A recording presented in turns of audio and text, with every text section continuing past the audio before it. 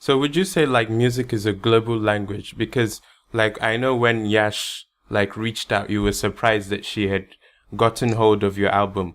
Was it Yeah. something surprising that someone that's not Nigerian was able to listen to your music? Or did you like understand, okay, my music speaks for itself. It doesn't necessarily need to be understood in a particular way. Cause she was listening to like, No Forget and she just started crying. Even I got a Oh, little bit emotional with that song because it felt so real, you know, it felt personal. Like we knew you in a way, even though we don't, but we like knew you and we understood your story. So would you say that your music now is becoming something that's has a global touching despite maybe that language barrier?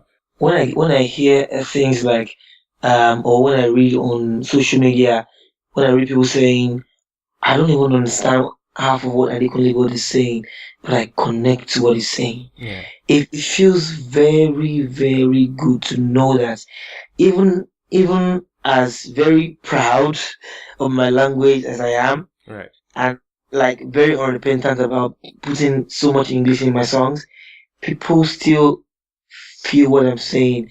People they use the same word just like you just used, Right. like very believable. A lot of people say my song is the way I sing the Yoruba, even though they don't understand, is believable. It feels very good because while I write my songs, I make sure I pour my whole heart in the song, whether I say English, Pidgin, or Yoruba. Right. I make sure is the message that I'm passing, is the emotion, is the story that I'm telling. Whether the language you understand, you would feel it.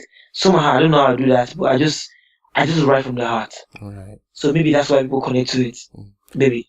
So would you like the song Ariwoko, like she's ethnically Indian, so she was like, this song sounds, Indian. Was there any Indian inspiration behind that, or was that a coincidence? So I thought I was just singing. I was singing the song like the chorus. I recorded music, Yeah. and then I sent it to my producer via voice notes. That guy. I was thinking we could. It was not supposed to be. It was not part of the project for the album. To All be right. honest, it was just something that I had gotten inspiration about, and I thought, oh yeah, I think I should write about this, and then I wrote the chorus and I sent to him, and he sent me that music, and I thought it was fantastic. Then I finished the writing, and so there was no Indian inspiration or any ethnic inspiration. It was just what I had in my head, and I sent it to my producer, and then he sent me that beat. So maybe he had the idea. I don't know. Fair enough. Fair enough. So with the album, did you feel pressure? Because obviously, you dropped Sade first. And then as you were dropping these singles and the momentum started to grow around you, did you feel pressure to drop an album immediately? Because, I do review artists. And for example, like an artist like Designer, he might have had pressure, after Panda became a big hit. He was under Yeah. pressure to drop a project.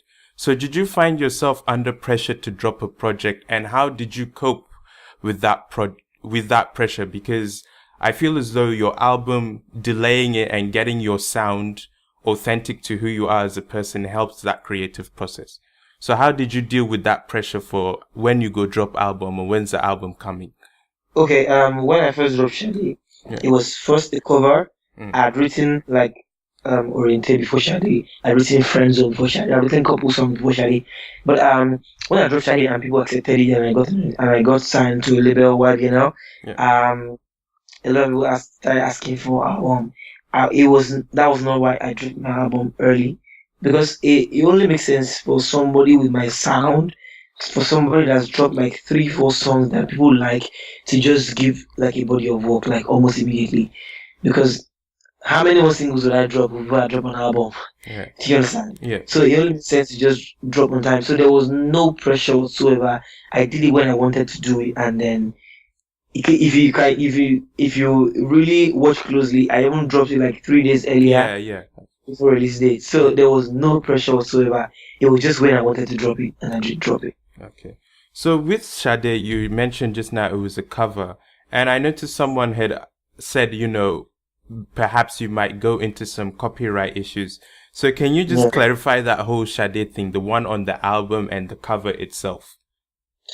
Oh yeah, so yeah, Sade is the cover of One Direction Story of My Life, and everybody that understands what the cover is should know that there's nothing absolutely wrong with covering a song. Right. Yeah, because I mean everybody does that, and and then the version of my on my album is not the cover.